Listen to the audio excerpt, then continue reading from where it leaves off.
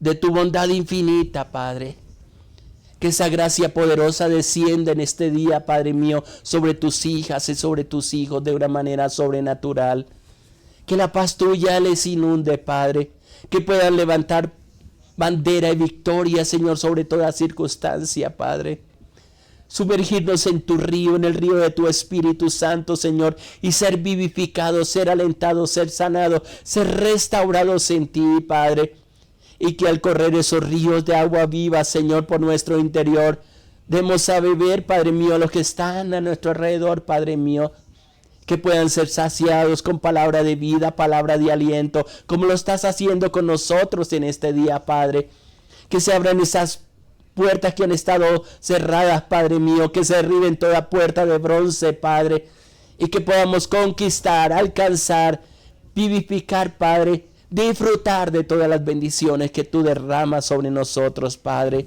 Gracias por tu fidelidad y gracias porque hay poder para levantar, para restaurar, para sanar, para vivificar, Padre, en tu nombre. Oh, gracias porque hay sanidad, estás impartiendo sanidad a nuestros cuerpos, Padre. Medicina, Señor. Unidad en la familia, Padre. Unidad de espíritu, Señor, como hermanos, como hermanas. Que se derriban barreras, Padre, y que podemos caminar confiados, Señor, y llevar adelante la obra que nos ha sido encomendada, Padre. Yo te alabo, te bendigo y te exalto, porque eres precioso, porque eres maravilloso, porque eres Rey de vida, porque eres todo para nosotros, Señor. Muchas gracias. Enséñanos también tu palabra, Padre. Que tu palabra nos aliente, nos fortalezca, Padre, y traiga vida sobre nosotros. Te lo suplicamos en el nombre de nuestro Señor Jesucristo. Amén, Señor, amén. Dios te bendiga, mi hermano, mi hermana. Gracias por acompañarnos en este tiempo. Que esa presencia maravillosa de Dios sea sobre ti, trayendo aliento de vida, aliento de gracia y victoria en medio de todas las batallas que está librando mi hermano, mi hermana. Quiero continuar y esta semana hemos venido hablando del profeta Elías y la circunstancia que él vivió como producto voy a decirlo hoy de esta manera, de quitar su mirada de Dios y ponerlas en las amenazas que Jezabel estaba haciendo. Y hemos venido meditando sobre este texto y si Dios lo permite la próxima semana a partir del martes vamos a continuar meditando también en esta palabra y también ver cómo muchas veces escuchamos más la voz del enemigo que la voz de Dios. Él viene de una victoria muy grande, hace descender fuego del cielo, se glorifica sobre los enemigos, le muestra al pueblo de Israel de que hay un Dios poderoso, que vuelvan su corazón a él porque era parte del ministerio encomendado a su vida.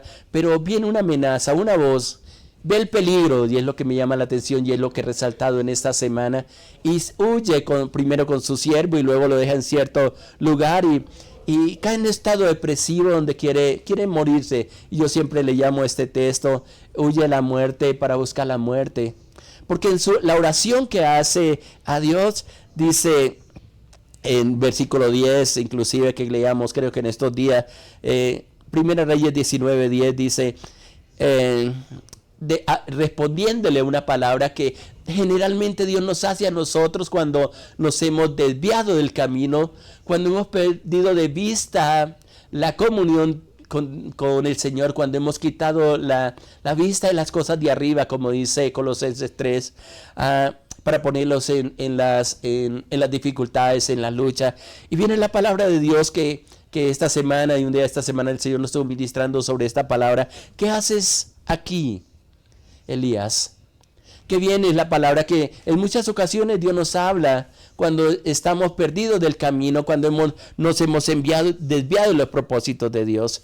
Y la respuesta de Elías me llama tanto la atención porque dice, he sentido un vivo deseo, un vivo celo por Jehová, un vivo celo. ¿Qué tanto celo tiene de Dios? Tal vez esa sea la pregunta que nos podemos hacer en este día. Celo de Dios es cuando tenemos tanto cuidado y sentimos algo en nuestro interior que nos produce como una llama con un fuego interior de molestia al ver la ingratitud del pueblo, cuando hay tanto pecado, tanta maldad en el mundo, tanta insensibilidad inclusive dentro del pueblo de Dios, que únicamente nos acercamos a Él por las bendiciones, pero no arreglamos situaciones en nuestra vida que necesitan ser puestas delante de la presencia del Señor ahí en el secreto con Él. En las oportunidades de misericordia que Dios nos da cada día, cada mañana, que nos acercamos a Él por lo que Él es, no por lo tanto por lo que vayamos a recibir de Él, porque ya Él nos ha dado todo. Y podemos vivir en esa palabra y en esa promesa como leemos en el Salmo 91, por habitar bajo la sombra del Omnipotente. Por decirle a Él, tú eres mi esperanza, tú eres mi ayuda, tú eres mi socorro. Todas las frases que el mismo David expresaba. Pero aquí Él está diciendo, ¿qué estás haciendo, Elías, aquí? Y Él dice, sí, he sentido un vivo deseo, un vivo celo por Jehová de los ejércitos. Y ese celo venía, y Él lo expresa ahí, porque los hijos de Israel han dejado tu pacto, han derribado tus altares y han matado de espada a tus profetas.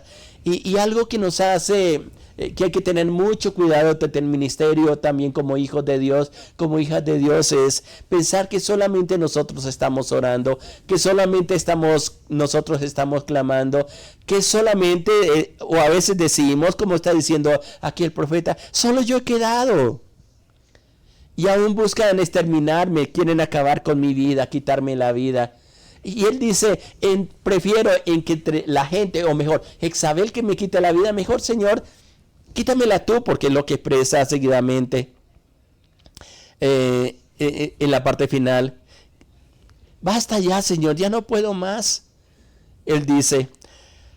Y hay una palabra que siempre en los momentos de depresión, en los momentos de oscuridad, le llamo yo, de incertidumbre, Dios nos va a estar diciendo, y es lo que dice a partir del versículo 11. Y Dios le dijo a través del ángel, sal fuera y ponte en el monte delante de Jehová, y aquí, delante de Jehová. Y él empieza a tener una experiencia. Yo les decía, ¿por qué él tuvo que ir hasta ese monte, al monte Oreb?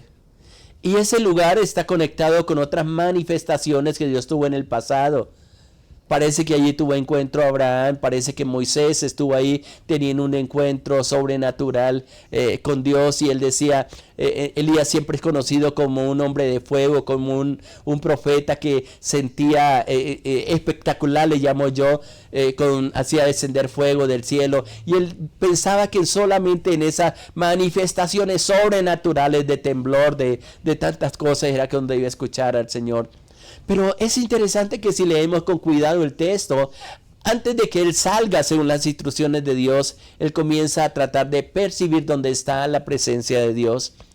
Pero qué hermoso y qué precioso es cuando un hombre de Dios, una mujer de Dios, un hijo de Dios puede ser sensible a la presencia del Señor. ¿Por qué? Él le da la orden y le dice, sal fuera y ponte en el monte delante de Jehová. Como quien dice, prepárate para tener un encuentro con Dios. Creo que a través de uno de los profetas menores le dice, prepárate para venir a un encuentro con Dios. A veces no nos preparamos. A veces pensamos que entrar a la presencia de Dios es tan sencillo, pero cuando hay una convicción, cuando hay una presencia del Espíritu Santo, hay un temblor interior que corre dentro de nosotros.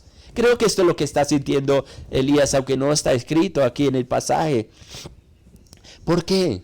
Porque antes de salir de la cueva donde se había metido, hago un paréntesis, hay muchos hombres y mujeres, hijos de Dios, que están metidos en una cueva, esperando una respuesta de Dios, queriendo morirse, entregando ya el ministerio, entregando ya sus vidas, diciéndole, Señor, yo ya acabé la tarea.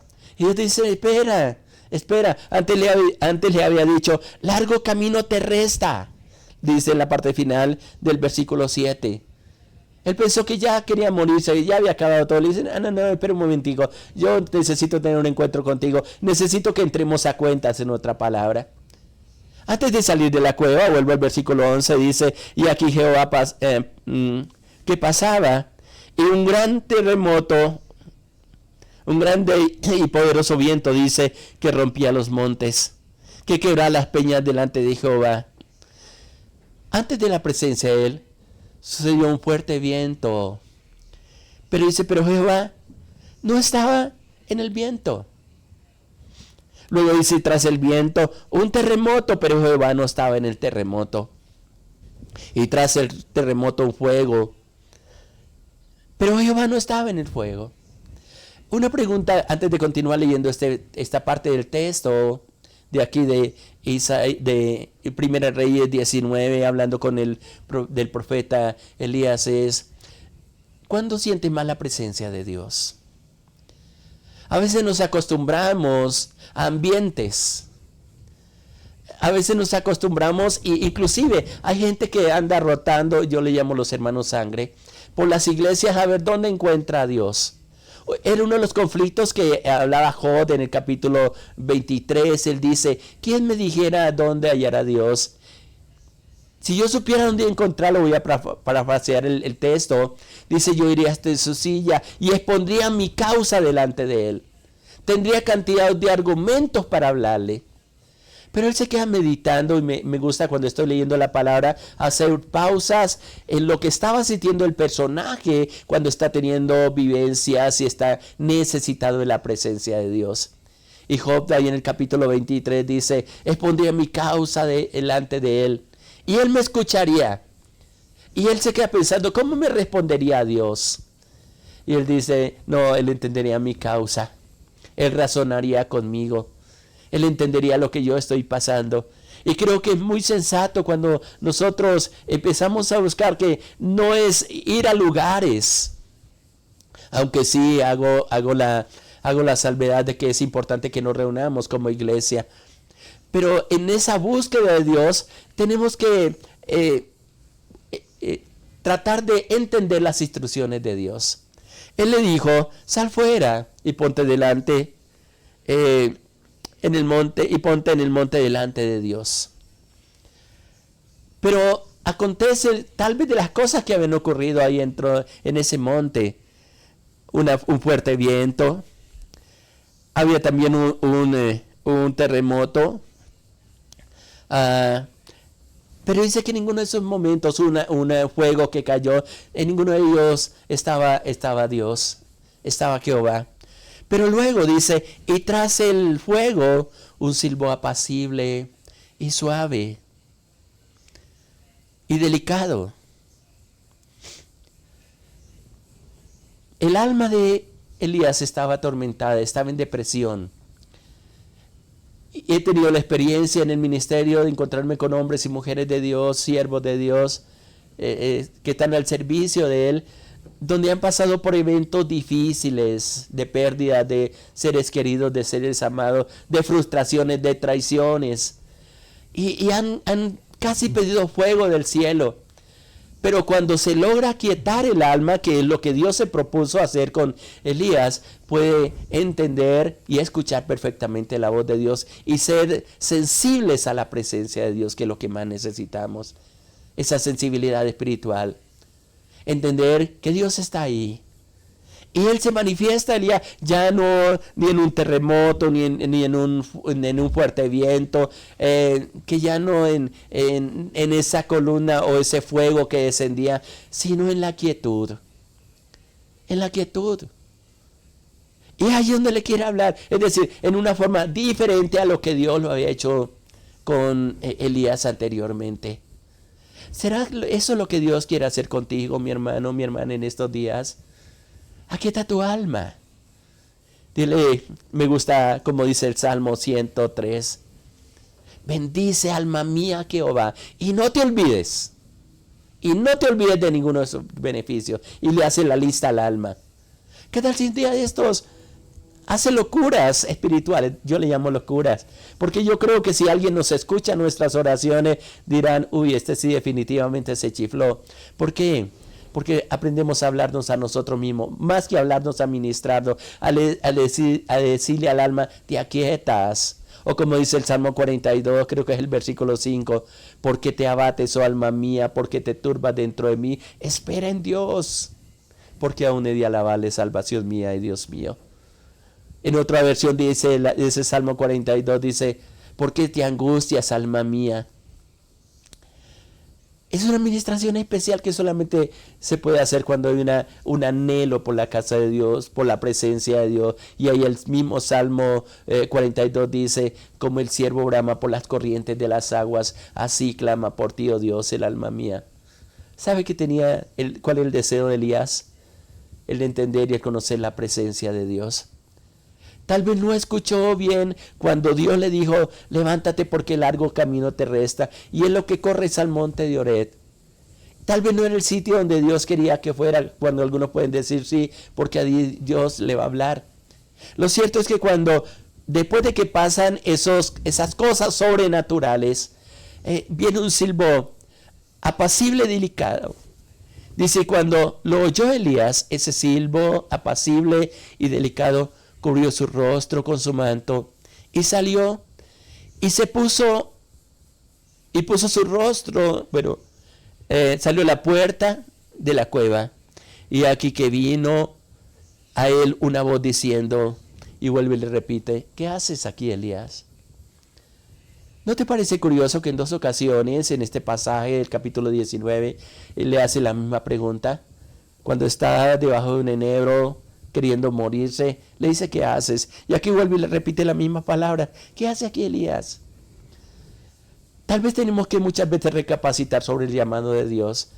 Estamos enfocados en lo que Dios nos ha dicho que tenemos que hacer, o a causa de la opresión, a causa de las dificultades, a causa de los desiertos que tenemos que pasar, a causa de la soledad que a veces sentimos, o de la enfermedad que muchas veces estamos, porque también nos enfermamos, como que perdemos la unción, perdemos la visión, perdemos el oído espiritual que tanto necesitamos y empezamos a repetir cosas del pasado que nos sirvieron para levantarnos y no a lo que Dios quiere hacer en esos precisos momentos. ¿Qué haces aquí? Vuelve y le repite. Y exactamente le repite las mismas palabras que había repetido en los versículos anteriores, en el versículo 10. Y él dice, he sentido un vivo deseo, un vivo celo por Jehová de los ejércitos, porque los hijos de Israel han dejado el pacto, han derribado los altares y han matado a espada a tus profetas, y solo yo he quedado y me buscan para quitarme la vida. Y luego viene la respuesta de Dios. Y mire que no era la voluntad, y por lo que dice el versículo siguiente, es que él corriera allí al monte, porque le dijo Jehová, versículo 15, estoy leyendo, ve y vuélvete por tu camino. Y vuélvete por tu camino, por el desierto de Damasco. Y llegarás y ungirás a Hazael por rey de Siria, a Jehú hijo de Ninsi ungirás por rey sobre Israel, y a Eliseo hijo de Safat de Abel-Mehola ungirás para que sea profeta en tu lugar. ¿Sabe qué es lo maravilloso de Dios, mi hermano, mi hermana? Que Dios siempre tiene soluciones. Él dice, todavía te queda camino, pero tienes que regresar por el camino que viniste. Tienes que volver nuevamente a retomar. Voy a decirlo así, aunque más adelante pudiéramos hablar de Eliseo, que es el que levanta el manto de Elías. Pero casi había dejado caer el manto de la unción profética que había colocado sobre él. Había bajado la guardia. Y él dice, bueno, me vas a cumplir al menos 2 cosas más todavía en lo que te resta. Vas a ungir a 2 personas. Pero también vas a ungir al que va a seguir el ministerio que te he entregado, a Eliseo. ¿Te quieres morir? Está bien, te voy a traer a mi presencia. Pero antes de eso, termina de hacer una tarea específica que te quiero dar. Pero vuélvate por el camino. Acuérdate que en el pasaje dice que él había dejado a su siervo en un sitio.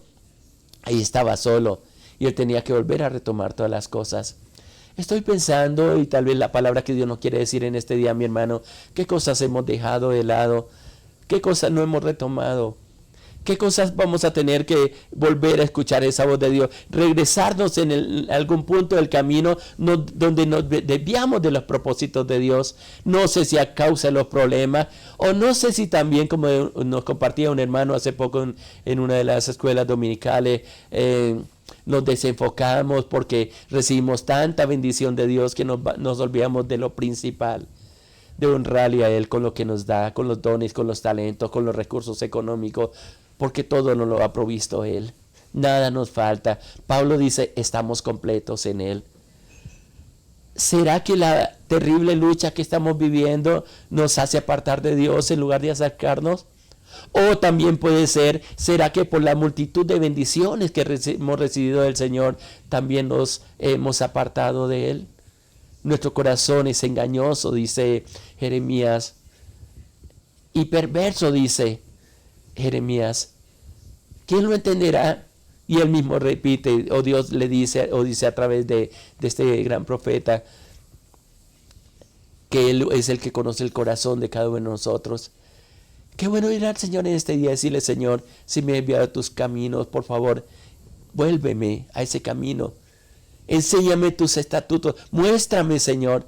Y termino con uno de los salmos, de los versículos preciosos, lo repito bastante porque es un versículo que me fortalece en medio de la confesión, de la restauración, especialmente de David. En el Salmo 32 hay un versículo que me fascina y quiero dejarte con este versículo en este día, como una promesa de parte de Dios, diciendo en el versículo 8, te haré entender y te enseñaré el camino que debes andar.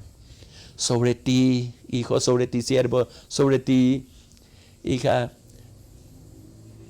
sobre ti pondré mis ojos. Puedes tener la firme certeza de que Dios está contigo, no te va a abandonar, no te va a soltar y que Él tiene una palabra específica para ti. Espérala, porque como le dijo a Elías, largo camino te resta, no has terminado la tarea, aún tienes mucho por hacer porque Dios está contigo. Y el día que termine la tarea, Él te va a llevar a su presencia. Tenlo por seguro, mi hermano, mi hermana. Mientras tanto, vas a permanecer en medio de luchas, de batalla, pero en medio de todas ellas, Dios mismo estará contigo. ¿Qué tal si oramos en estos momentos y le decimos, Señor, gracias por tu fidelidad? Gracias porque tú nos permites el poder disfrutar de tu amor, de tu gloria, de tu gracia, de tu poder maravilloso, Señor, que tiene para con cada uno de nosotros. Oh, quiero bendecir tu nombre, Padre, y quiero darte gracias por tu bondad, por tu misericordia que has tenido para con nosotros, Padre.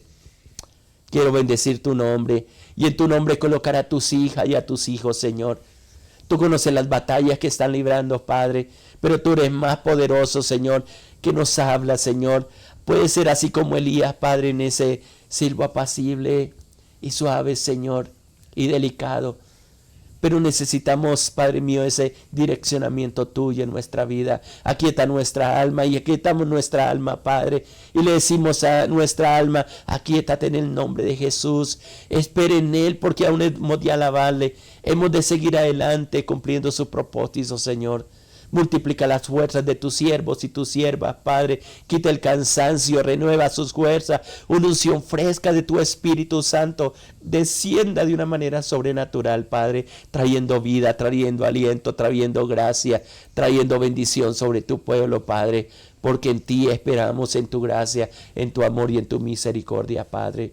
Gracias por hablarnos, gracias por este día, gracias por estos días, Señor. Y esperamos esa lluvia de bendición, esa lluvia de gracia, esa unción fresca sobre nosotros, esa sanidad que esperamos en ti, Padre. Yo te alabo y te bendigo, mi Rey soberano. Sigue obrando en el corazón de mi hermano y mi hermana, de tus siervos, de tus siervas, Padre, porque esperamos en ti, Padre. Muchas gracias por este día. Te damos honor, te damos gloria, te damos honor a ti, Padre, en el nombre de nuestro Señor Jesucristo. Amén, Señor, amén, amén. Dios te bendiga, mi hermano, mi hermana, adelante. No estás solo, Dios está contigo. Le habló su pastor Irlande Los Alvira de la Iglesia Cristiana, Sinaí, la red de iglesias misioneras internacionales. Muchas bendiciones para todos. Les amamos.